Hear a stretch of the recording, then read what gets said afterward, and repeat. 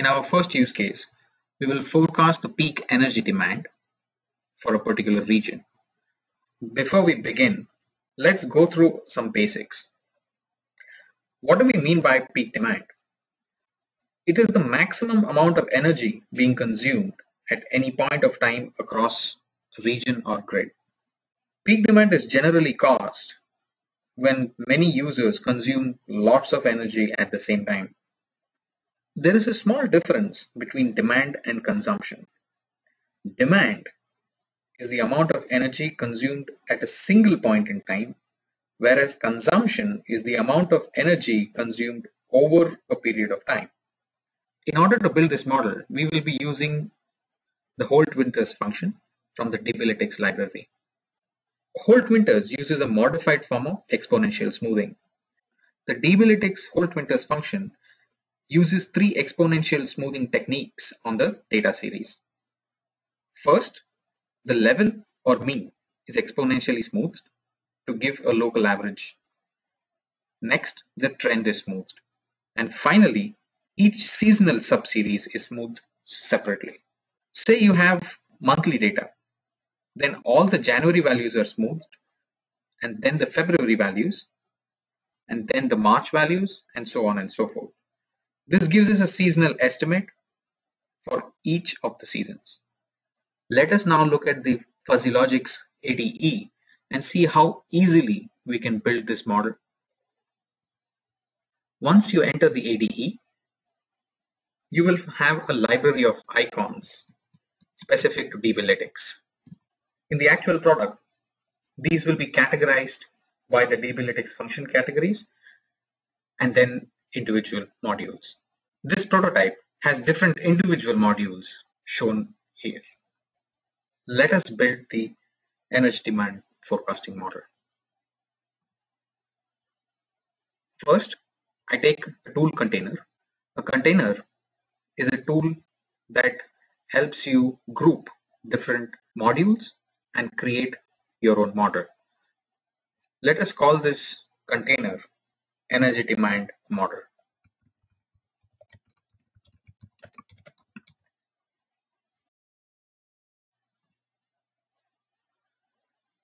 The first step is to connect to the database.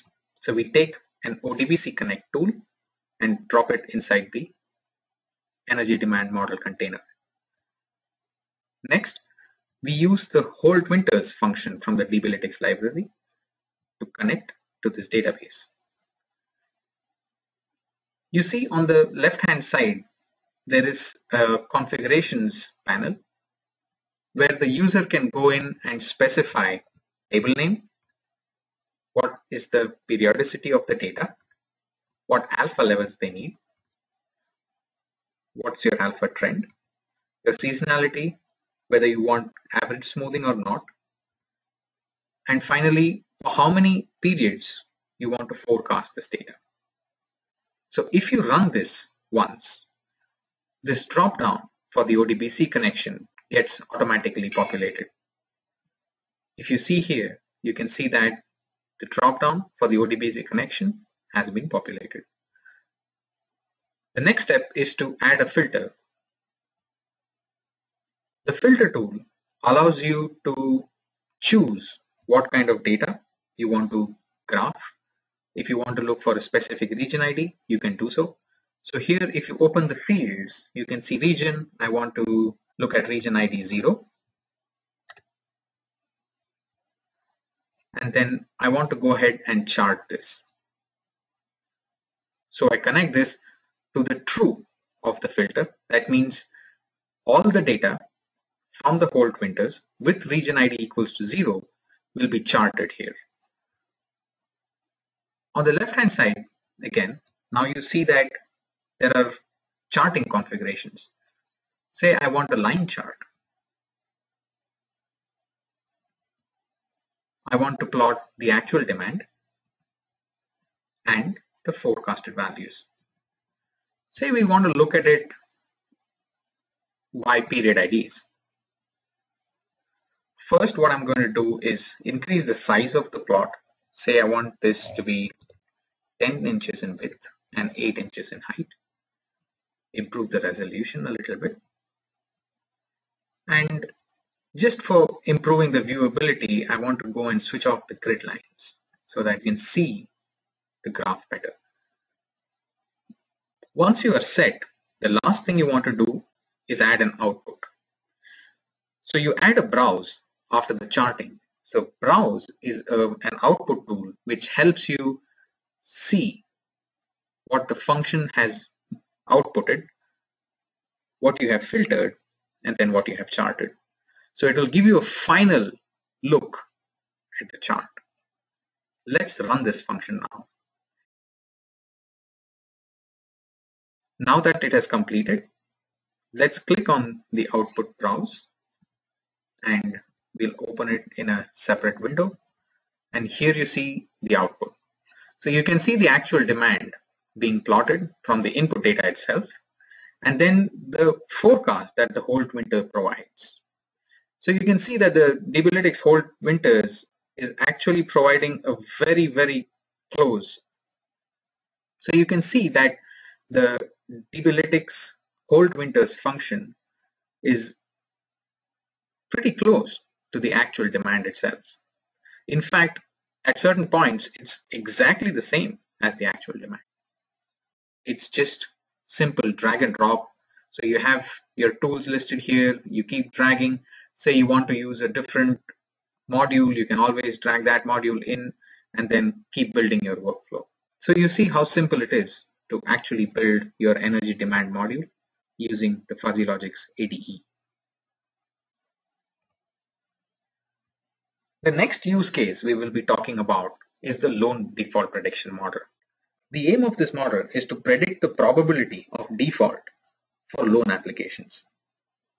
Now, what does that mean?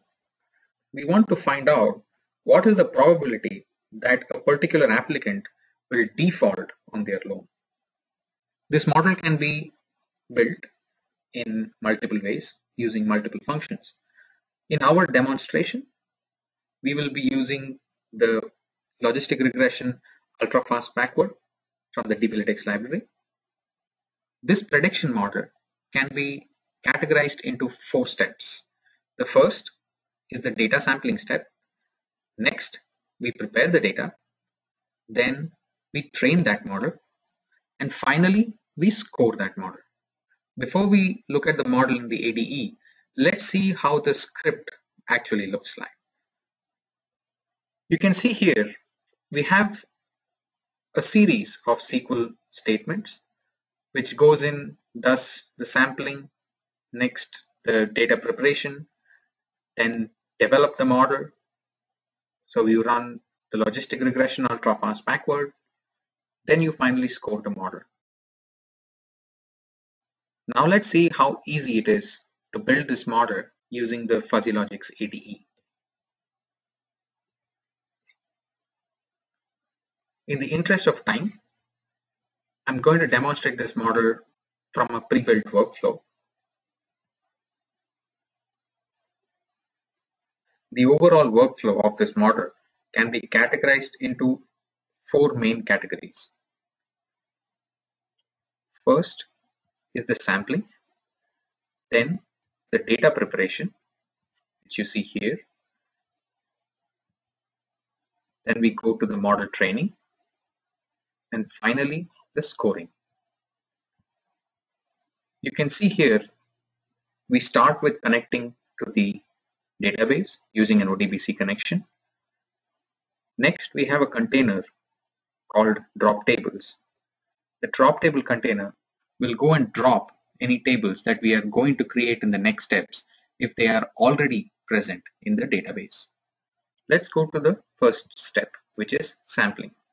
So if I click on this module here, you can see that the user can define the names of the training table and the testing table that will be output by the sampling module, and also the ratio in which the input data must be split.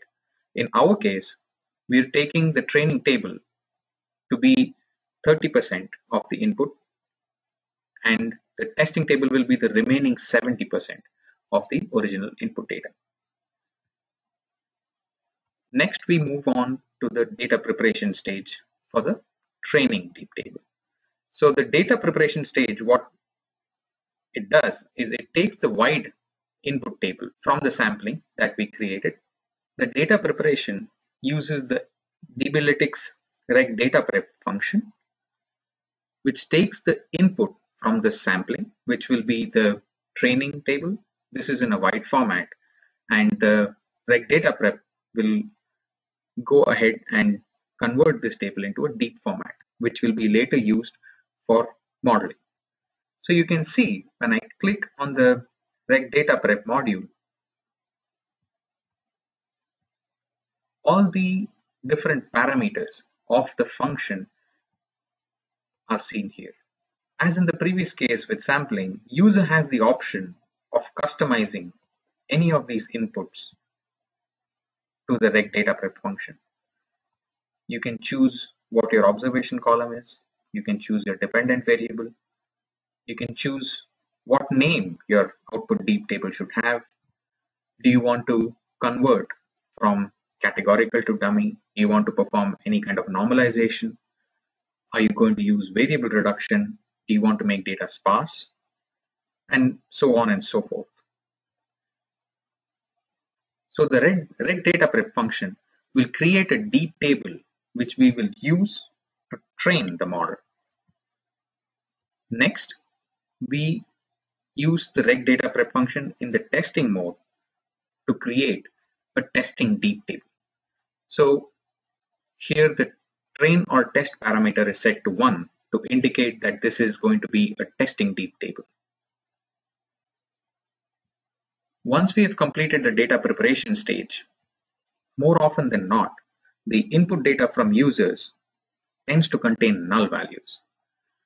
In our case, we treat these null values equals to zeros.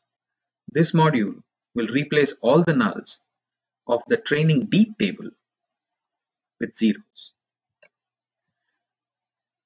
The next stage is the model training itself. Here we use ultra-fast backward logistic regression. So if I click on this module, you will see that the user has the option to choose input parameters. What is the maximum number of iterations? What threshold you want? Do you have a spec ID? What is the highest p-value you want to allow, etc. Once the model training is completed, the final stage is the scoring of the model. For scoring of the model, we use two DB Lytix functions. One is the confusion matrix, and second is the ROC curve. The confusion matrix accepts the deep table from the testing part of the data preparation and also the testing wide table from the sampling. It will then output a scoring table. This scoring table is used by the DB Lytix ROC function to plot the ROC curve. As you can see, all the DB Lytix modules have high degree of flexibility where the user can go in and customize each and every parameter to their requirements.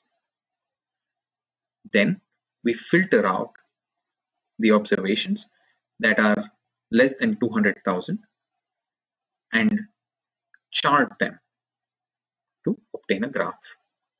So let's go ahead and run this module. You see that the model keeps progressing one by one. As each module gets completed, it will be displayed with a green box.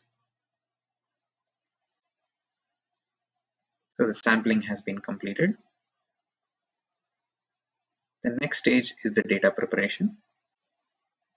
You can also follow the progress of the model on this left-hand side screen, which tells you what the exact state of the model is.